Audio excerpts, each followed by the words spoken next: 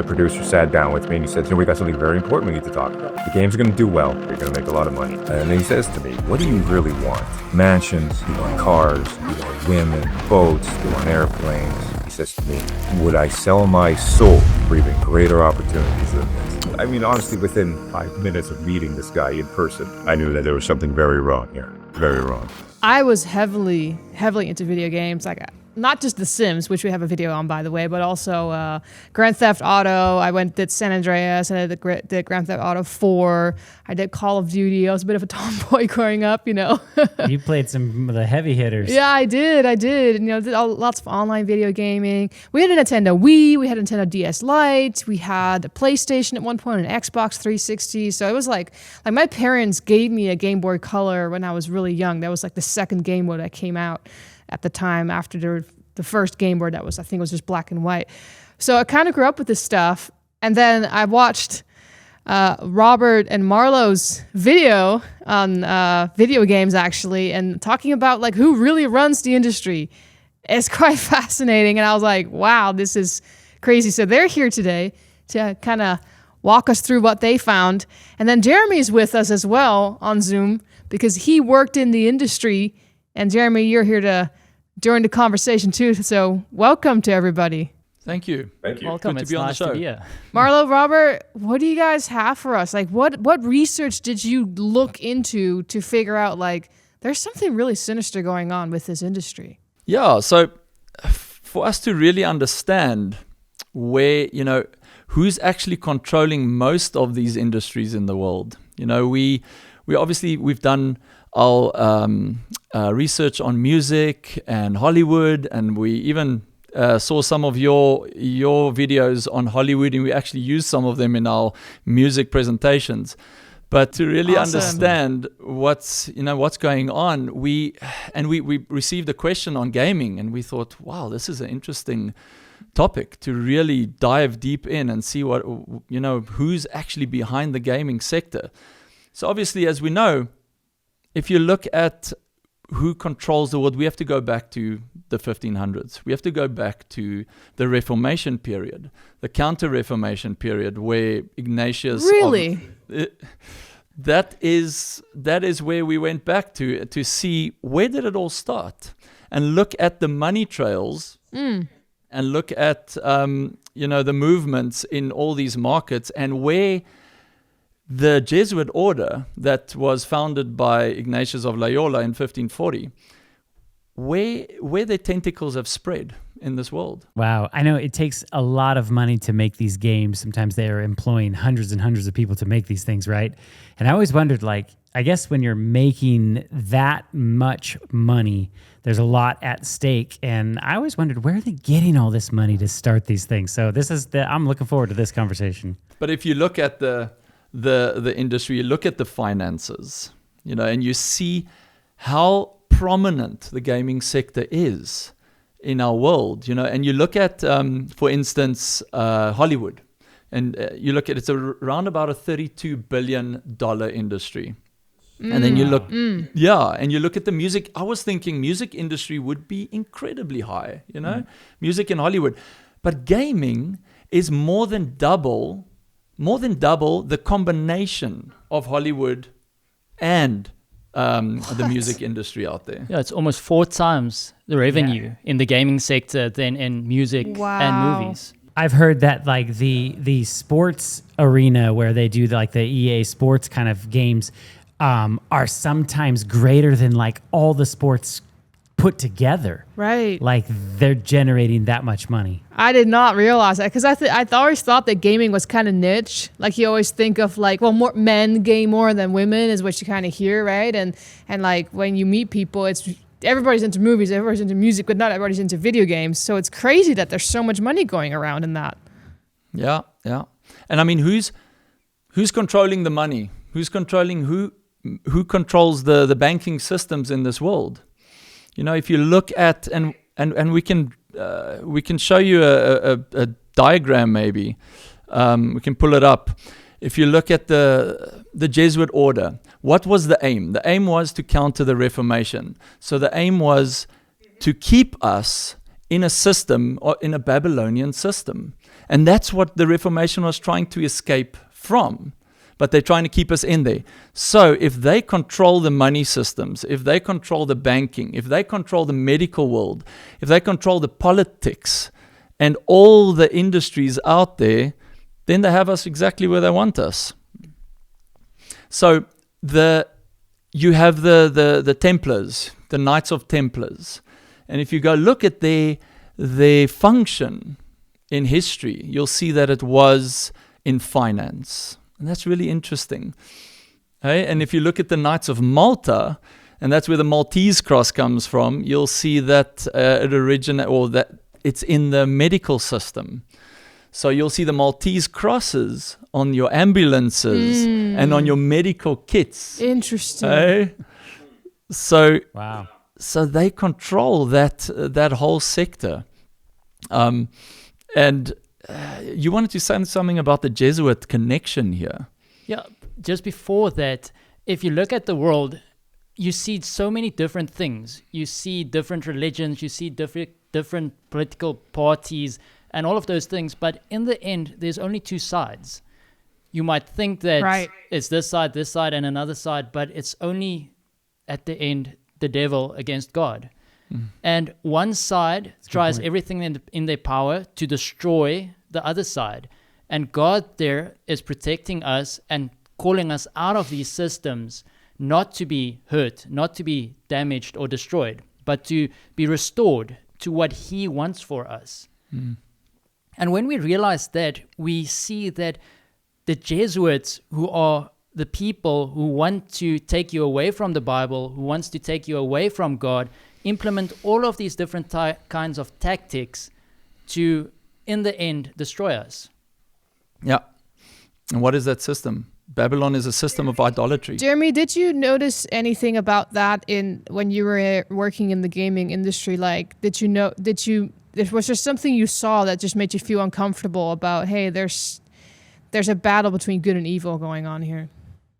Well, I'll tell you what, the producer of this thing couldn't go 5 seconds without saying something negative about the Bible or Christ. How about that? This wasn't really the industry. But this was a powerful organization between it.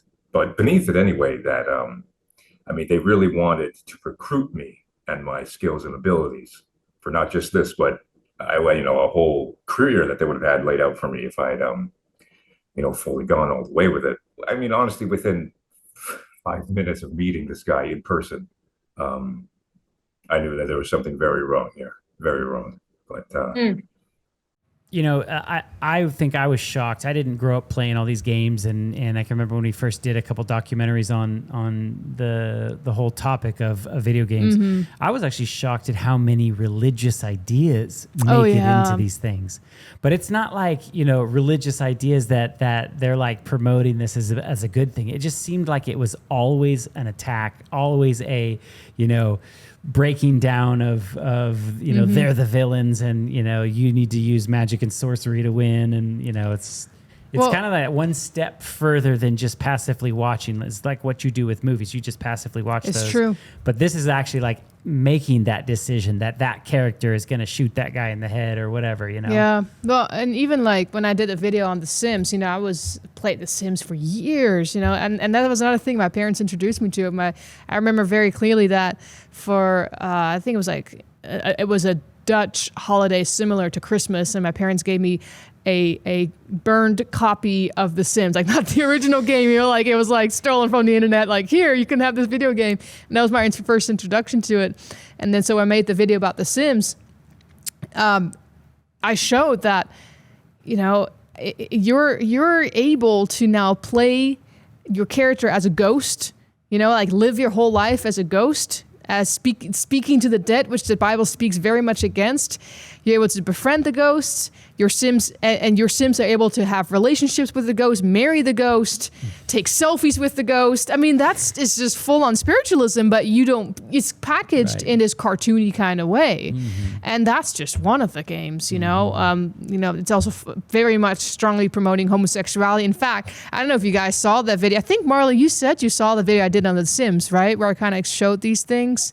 Yes, I saw it. I think that's one of the first videos I saw that you produced. Yes. Yeah. So in that video, I also showed that simply you just slow down the ads for The Sims and they have full on like lesbians kissing each other in there. But you don't see it because it's so quick, all those images on purpose. But when you slow it down, it's like right there in your face multiple times.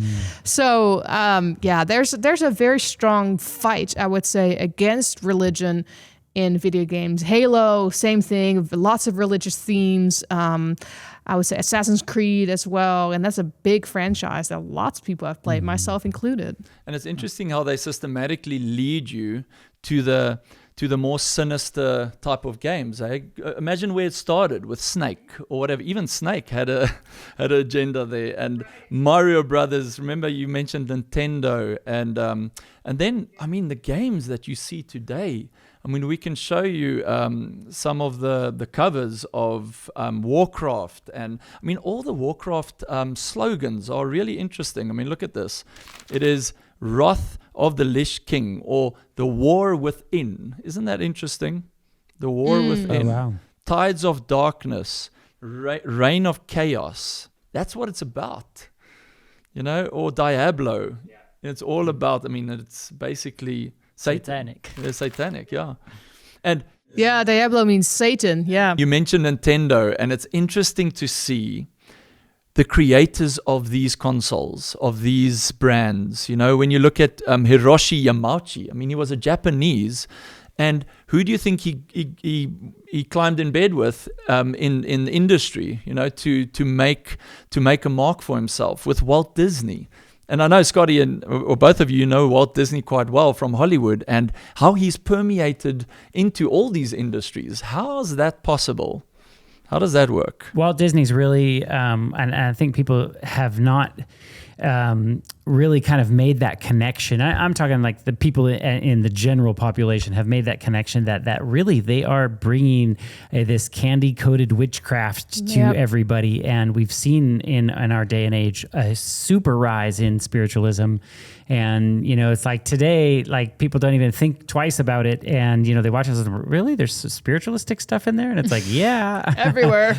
But, I think the gaming industry is just taking it one step further. There's a lot of money at stake. And, I'm fascinated by, what you guys are kind of bringing to the table here is it's like some of this money goes all the way back to the 1500s. How do you see that line to today?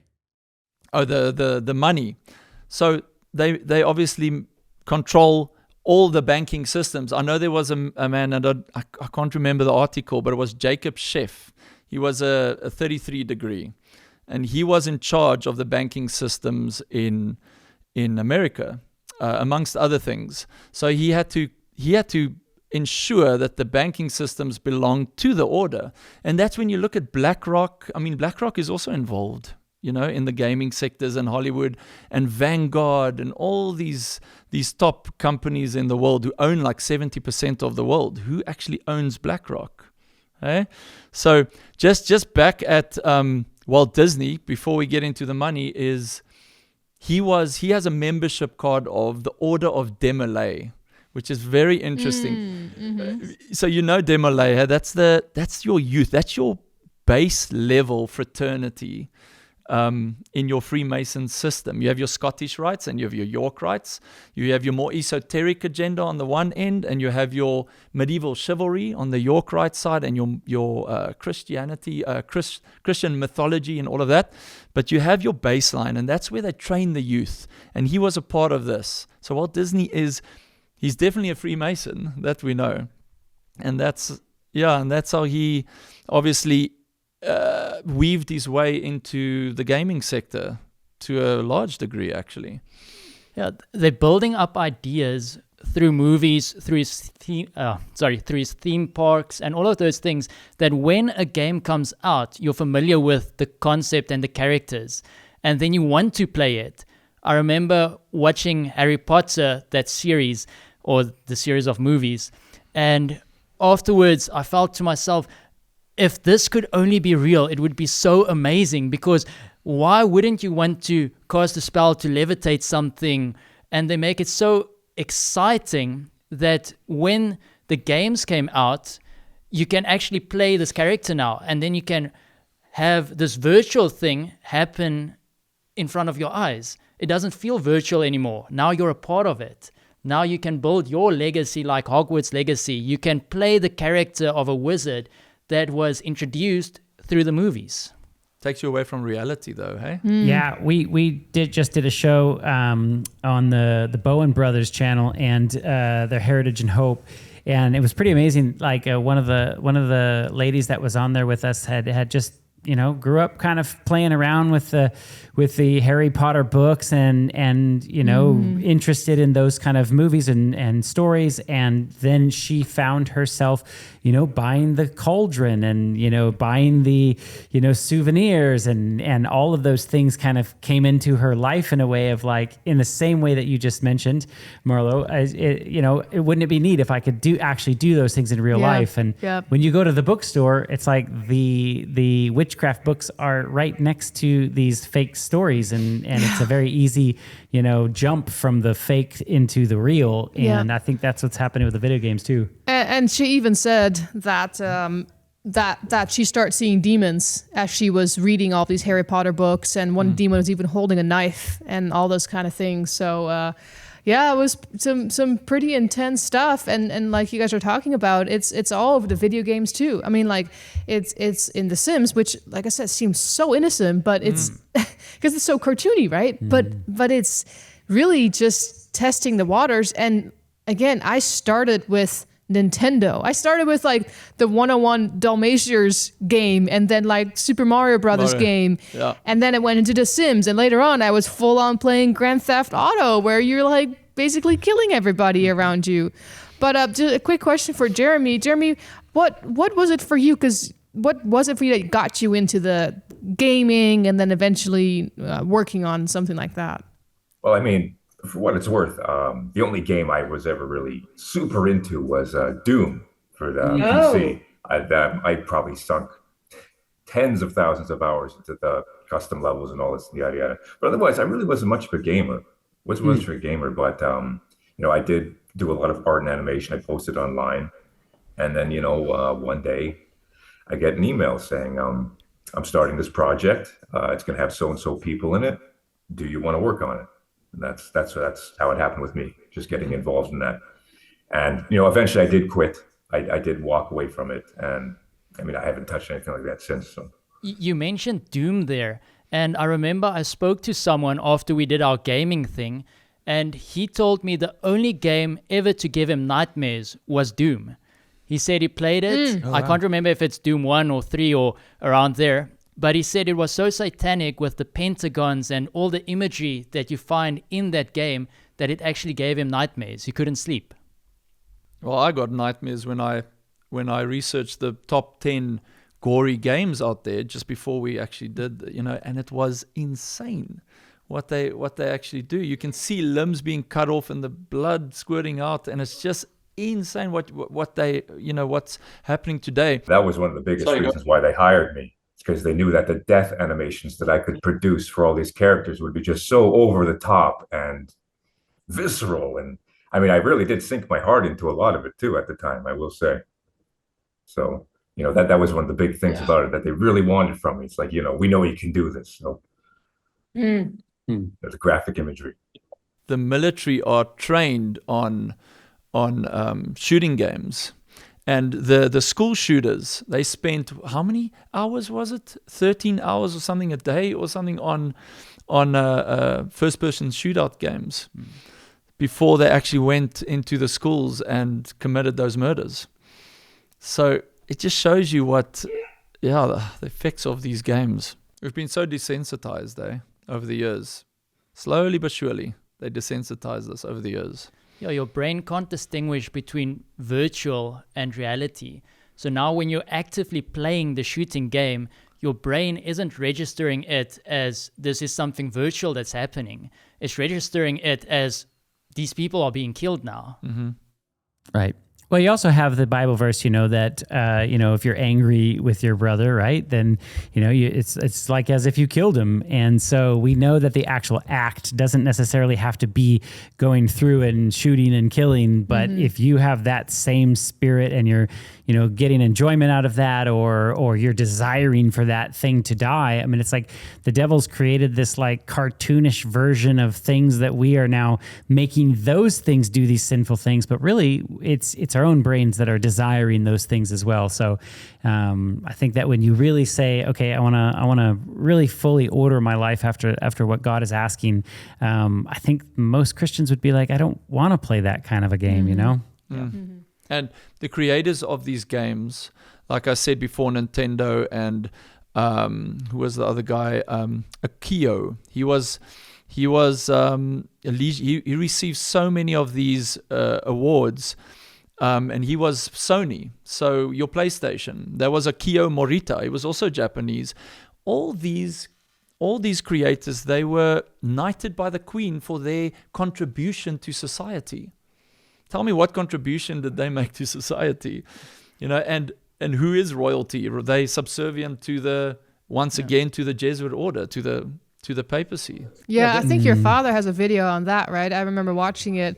I think it was from Malta to Crete, or Crete to Malta, one of those. Yeah. I think it's in that series, if I'm correct. Or it could also be Rekindling the Reformation. One of those, where he then states or shows how the throne of England is actually being rented back by the papacy, or by the Queen from the papacy. Wow. Where else do we have this in the Bible, though? Hey, remember Jehu, king of Israel, was subservient to the king of Assyria.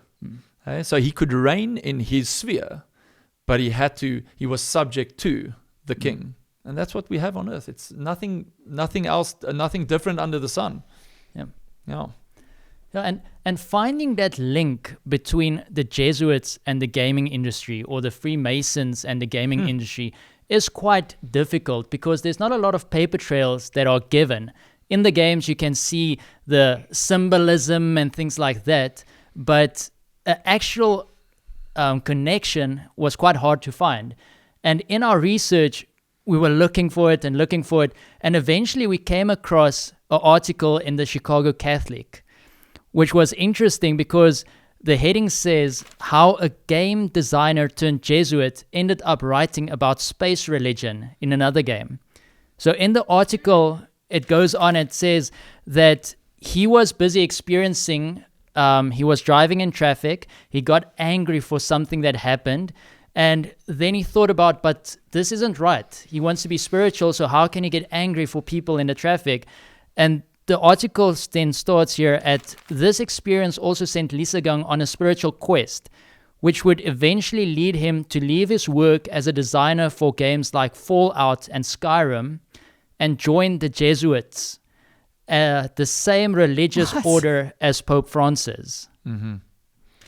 So then he went and he asked, but how can he be in gaming and still be in the Jesuit order and things like that? And the next part of the article said that his work on Starfield, the game that he then designed, has led to questions about whether writing games could be part of his future ministry. And then it says, Jesuits have a long history of working in the arts and as writers. Acclaimed playwright Bill Kane, who also wrote for the now defunct television series House of Cards, is a Jesuit priest. Jesuits have also excelled at astronomy, education, and other pursuits, said Jesuit Father Tom Rees, a religion news service columnist. Rees said Jesuits work closely with their superiors to find the right match for their ministry. And then they say there has to be a value add that comes from the Jesuits' participation. Always. So he went back into gaming. And if you're a Jesuit, there has to be something that's of value in the work that you do. And if we look at the reason why the Jesuits were formed, to counteract the Reformation, that is the same value that he needs to add. So in this game that he's designing, he needs to add that value of countering the Reformation. You know, a while ago, a couple of years ago, we released a documentary that kind of talked about The Chosen. And then I did a follow-up documentary this year about The Chosen and kind of like the very, very blatant, if you look into it, secret society connections to it, like the Jesuits mainly, but also, you know, how they're connected to Freemasons and the Knights Templars. And in that documentary, I quoted this study that was done by a professor. He was like a professor in like theater in Los Angeles, something like that. He wrote actually about the history of how the Jesuits got involved with Hollywood. And he talks about how it started obviously with Jesuit theater. And the whole purpose was, as he quoted, that they were trying to use theater to bring people back to Catholicism, Protestants mainly, because that was their ultimate goal of the Jesuits. And he also wrote about how the Jesuits at that time didn't care about the genre. Anything would go as long as it meant for the purpose of reaching their goal of turning people back to Catholicism. So even if it's like violent or like romance or sexual, didn't matter. They could use all of that, even torture, as long as they achieved their goal. Yeah, the end justifies the means is exactly the quote. Yeah, in Great Controversy as well. But I mean, and remember the online gaming. What was that called again? Ebelin. Yep. Hey, Ebelin. So they find comfort in playing online, like Warcraft and all of this. There was Ebelin, I think, he was a sickly boy. I think he died at the age of 25, but he had this whole thing in a massive article on the news about finding comfort on online gaming and discovering himself and finding love and all of these things in an online game. But he's playing Warcraft, he's killing people, he's having relations with people online, you know what I mean? And this is good. This is a good thing. Yeah. Hey? You know, it's sad. It's sad to me that God made this beautiful like gift of life, and you know, these relationships. I mean, that's really what we're doing here, right? Is a relational. I don't want to say experiment, but you know, we are living out this life that we need to, you know, help our fellow brethren, love on people, help ease their pain and suffering. And here we have this like really strange, like, activity, this juxtaposition of like, instead of helping, we're wanting to destroy, and you know, it's like I got to collect and gather as much money as I can so that, you know, everybody else. And you know, even on just a physical level, these game industries, they don't care that people are spending 8, 9, 10, 11, 12 hours at the detriment of their own health. Right. And it's like, you know, people are really being destroyed playing these things. It's not bringing happiness. I mean, sitting in a dark room and staring at a screen, you know, if you saw an animal do that, you would think that animal, there's something wrong with him. You know, this is true. It'd be like, you know, why is he sitting there staring at this box for 12 hours out of the day? Right. Yeah. And so this cannot be good on our brains, you know? Yeah. No, I'm with you. I would like to add that, I mean, this 8 to 12 hours a day, so where's the parents? Right. Where are the parents in all this? Mm-hmm. You know, this is definitely a symptom of the breakdown of society where family is eroding, and, you know, give the kid a video game or whatever, just keep him busy, right? And like, I wonder to see where it's all going to go even a generation or two from now. Yeah. It's very telling about the first world. It's very telling about the first world and the economy of time and everything, all that, and what it's going to be producing for the young people of the upcoming generations, you know? The parent is the video game system. That's what it pretty much turns out to be. Mm-hmm. And the designers and the creators, they actually employ psychologists to make the game more attractive, to have more gaming hours played on their game, so that they can sink people more into their agenda, into their game, so they can make more money. The Bible makes more and more sense when it says money is the root of all evil. Hey, it's just what it's all about, is making money. Contribution, money. Bill Gates was also knighted.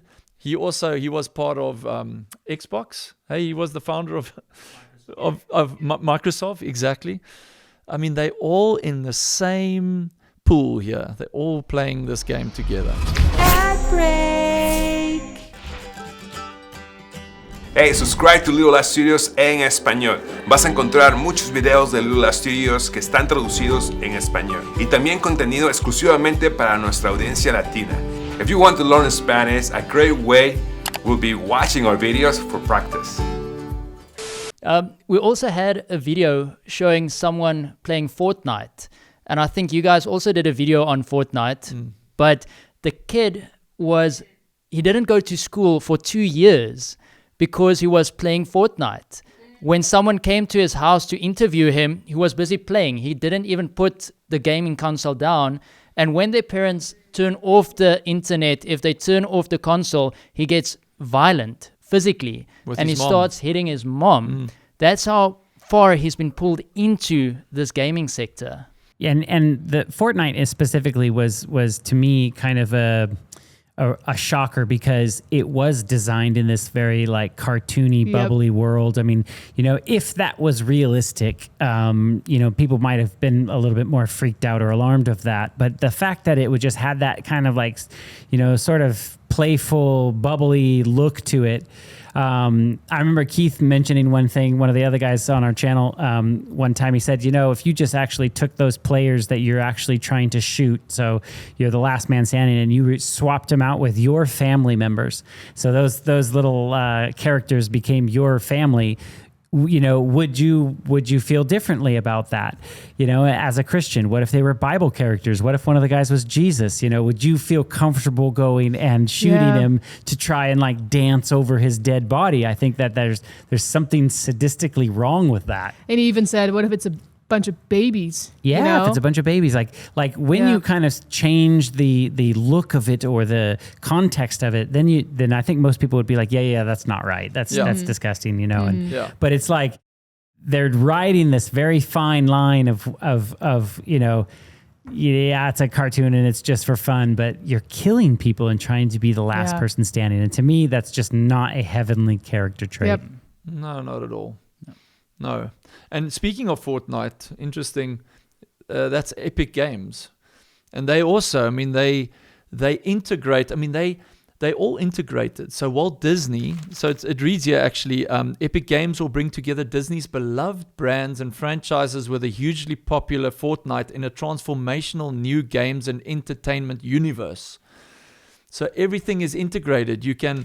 Games start being portrayed in movies and other way around, hey? Yeah, and the article continues where it says, this marks Disney's biggest entry ever into the world of games and offers significant opportunities for growth and expansion.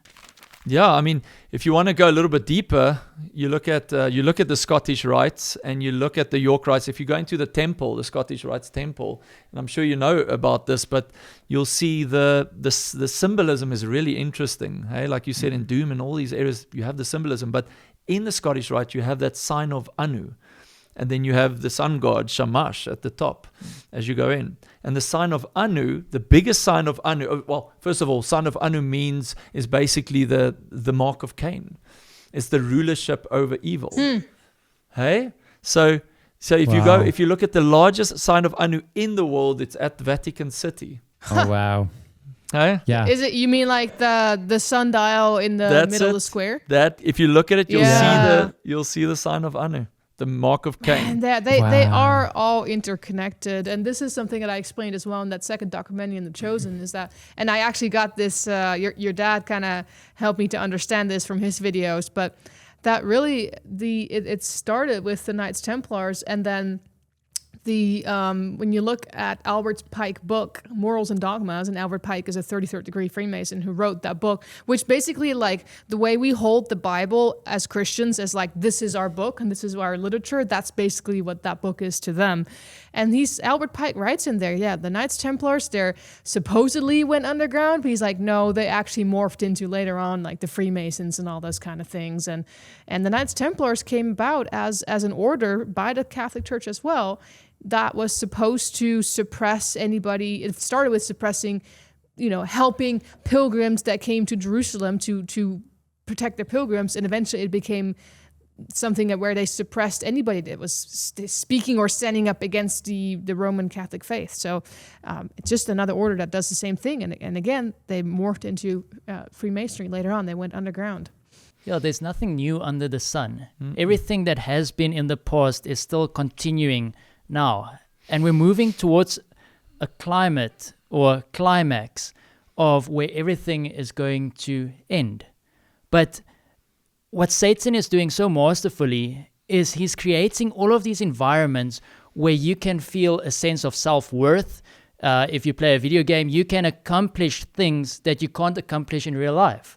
You can be a football star. You can be the best person in the military, the highest officer.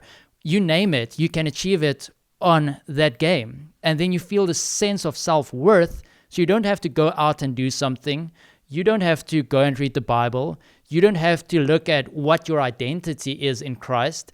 You can just be. There's no urgent, or there's no urge into something more. It's just relax. Be who you want to be. It's a false security. Yeah. False security, and it's all disguised. I mean, if you become, like you said, if you're in a high position in the military, whatever, you can become a Freemason, but you have no idea what's going on in the bottom levels. Hey, it's only when you start climbing those ladders, and once you hit the 32 level, it's too late. Hey, and your 33 degrees, that's a significant contribution to society. That's why most of these guys like Bill Gates and all these guys are 33-degree Masons, because they have made that, they know what they're doing. They are aware of the contributions that they are making to Satan's gain. Yeah. Like a few months after this project started, the producer sat down with me and he says, we got something very, I usually don't talk about this stuff, but he says, we got something very important we need to talk about. He says, the game's going to do well. We know it's going to do well. You're going to make a lot of money. We're going to be sure that you can have a career. And then he says to me, what do you really want? What do you really want? Do you want mansions? Do you want cars? Do you want women? Do you want boats? Do you want airplanes? What do you really want? He says to me, would I sell my soul for even greater opportunities than this? You're going to believe whatever you want, but it happened. And I laughed, and it's like, what are you talking about? So, like, even if I had a soul, why would I sell it to you for anything, right? And and he laughs and he pats me on the back and says, you just think about it. You just think, and it never came up again. Though all sorts of other things did over the next year that I was over there. But I mean, that happened, and I mean, I believe it. I absolutely believe that if I had gone down that rabbit hole, who knows where it would have led to, man. Just interjecting with because you're saying there's levels to it and all this, and I mean, they wanted me, dude. They wanted me. I mean, we just look at today. We look at now. Look at Katy Perry in that interview. Hey, she's like, well, that guy came to me and he said, do you want fame? Do you want money? And I said, and I sold my soul to the devil. Haha. It's really, really cool. It's really, exactly. Cool. Like there's these videos where these celebrities are basically saying, oh yeah, there's somebody behind the curtain there, And of course, most people might, oh yeah, sure, whatever. And it's a very different thing when it's staring directly across the table from you, though. Very different thing, man. We shot a video recently with a lady. She grew up in the Caribbean, and her father was a high-up voodoo priest, very high up. And when her father passed away, she was the next person in line to basically take over, and she was being groomed to become the next voodoo priest. And she had conversations with Satan herself. She thought Satan was her friend.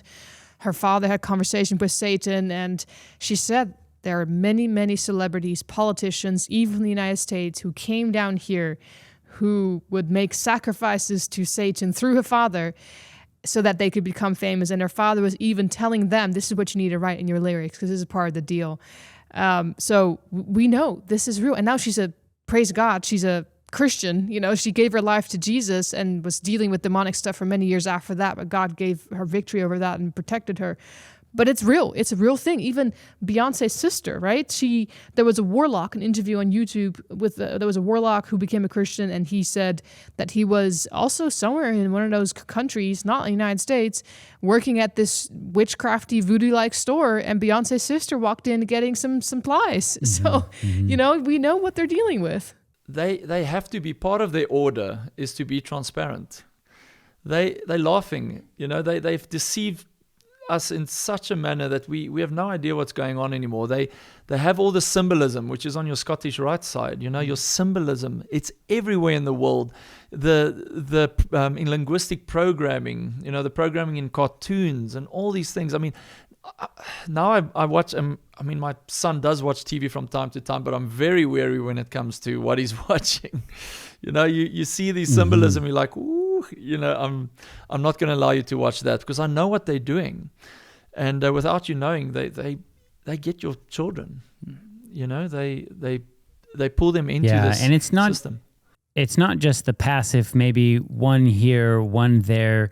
I think it kind of works on the same on both sides of the fence. I don't think that just because you listen to one, Bible text that all of a sudden you're going to be like, oh, I'm all in for God, right? It's a sort of a building up, and you're kind of understanding and you're learning about, the government of God and the world that God has created for us. And the more information that you have, the more it solidifies in your mind.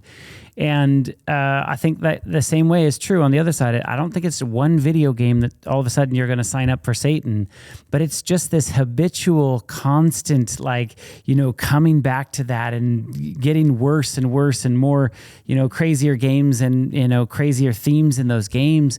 And I think these kids don't realize, or even adults, I think the majority of people are in their 30s, I think that are playing some of these games too sometimes. So, it's just that habitual thing. And, if you gave God a chance, just give him the Daniel challenge, right? 40 days, I'm going to just, spend time with you, God. Just observe. This is what I always tell young kids too, when they're just like, oh, this is doing nothing to me. And I said, have you ever tried to just give your attention and your time to God and see how that makes you feel? I mean, I think that there is some real proof in the mental mind, the clarity when you actually spend that time with God, as opposed to you're just spending a month, shooting and killing everybody. And there's got a big contrast between those two things. And so, if you're on the fence and you're questioning it, give God a chance, try it, and you'll see that it's much different. Mm-hmm. I want to add something to that since you mentioned Daniel. So, this basically ties into how I'm even here now talking with you. So it was the summer of 2015. I'd been invited to live on Vancouver Island to work on the project. I was only out there for about a year before I just couldn't take it anymore. All sorts of stuff that had been going on. So I go back home. In summer 2015, I'm still working on this thing though. And I'm tucking into a long night of drawing, and I go to YouTube, and right there at the very top of my recommended is an amazing facts video. There is no possible explanation for why this would be there at all. I'm not looking up any Christian media. I'm not looking up anything like this. Of course, at this point in my life, I am seriously questioning a lot of things and everything that's going on. And there is this amazing facts video this thing there, and it's specifically about the book of Daniel and all this stuff. And it's also the one where Doug Batchelor shows all the different slides between St. Peter's Cathedral and how all government buildings share the same aesthetic and all sorts of stuff like that. And, I watched this video, and I guess I could say that my life has been everything before that video and then everything after. Because it just blew me away, just absolutely blew me away. All the prophecies of Daniel and everything like that. And at this point, here I am talking with you, of course. And for anybody who's listening, who may be on the fence, you just gotta go for it yourself, man. Yeah, and you'll see. It's not fairy tales, and it's not. But it's been a interesting ride so far. Let's put it that way. Yeah, I just wanted to add, we need to be really selective how we spend our time, and that will form us. Do we spend our time in the Bible and in the Word?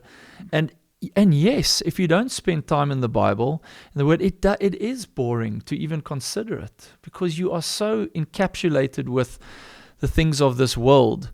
But and we are all sinful beings. So all of us, everyone sitting around this table as well, we all need to be wary of where we spend our time. You know, even when I sit in my in the evening, I lie in my bed and I watch what's that?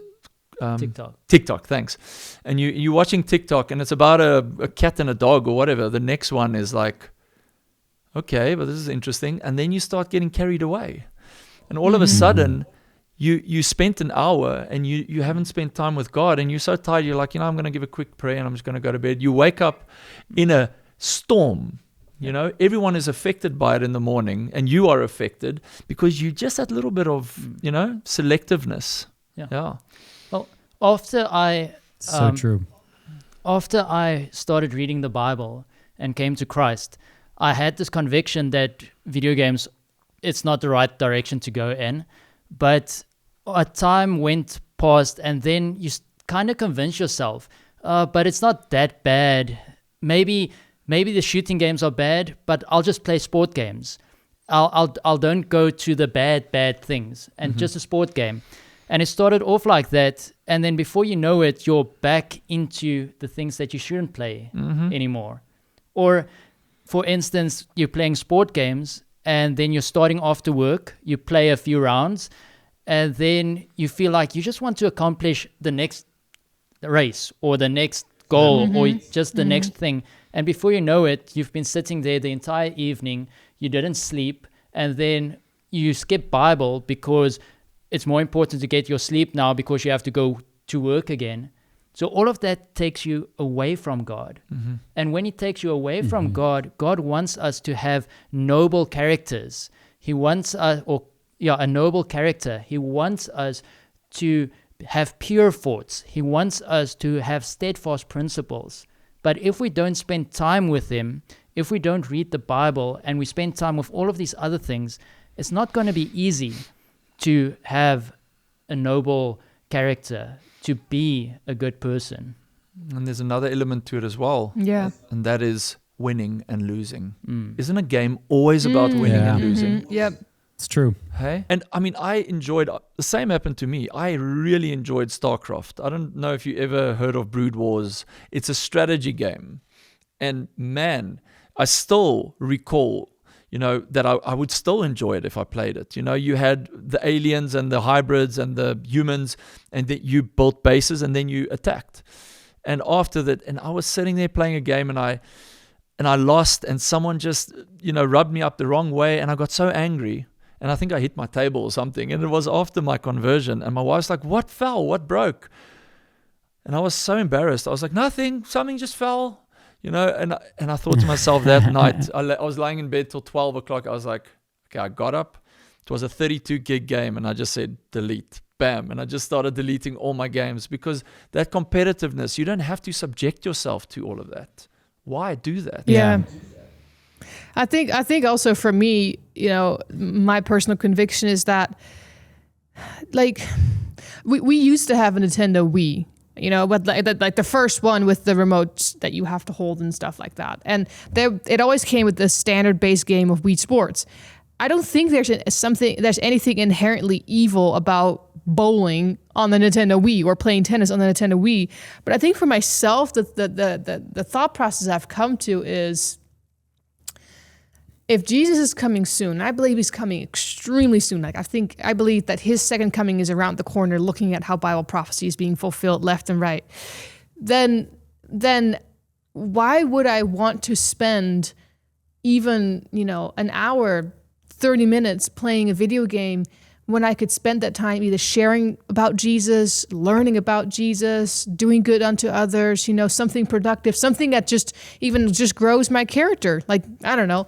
Read a book, do some gardening, like learn something, So for me personally, that became a thing.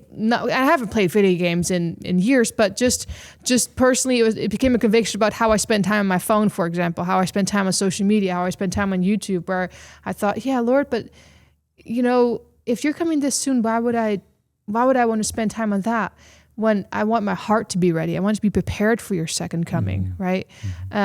So yeah, I think it also really is, we are living in a very different time, and we need to be aware of that Jesus is calling our hearts, say, come and spend time with me.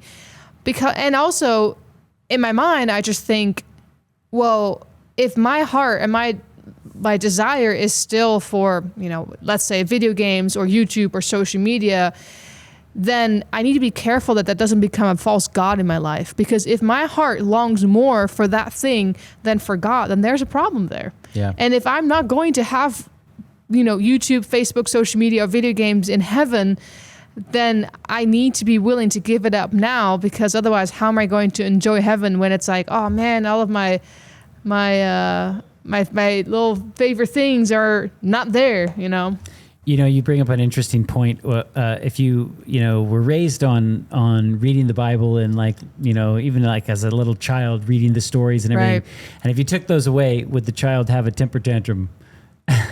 But yeah, if you have that with the video games, it's like you take that away, and it's like you can see the draw and the pull towards that. Yeah. And I think kids are kids. Like they see the exciting colors and the challenges and things like that to play that. And I think that we rob them of these precious moments, especially when they're little, when their brain is being formative in those formative years, to set them on really healthy things that would encourage their growth, and either mentally or physically. And we're not meant to be indoors for long periods of time. We're sitting there just doing nothing with eating junk food. Right. So. Sounds like Sodom and Gomorrah. Idleness was the reason for the destruction, actually, one of the reasons. And we always gravitate. Yeah. I mean, Romans 7 always says we always gravitate towards evil. And it's our duty as well to fight against those urges. Like I said, TikTok, and then you go into the motion. What do you do when you get up from bed? And a lot of the times I don't pray first. I go, oh wait, I had an email to quickly check for work, or this or that, and then you check again, and you haven't prayed, and you're in that state again. Hey, you have to make it, military style. You have to do it in a religious tone.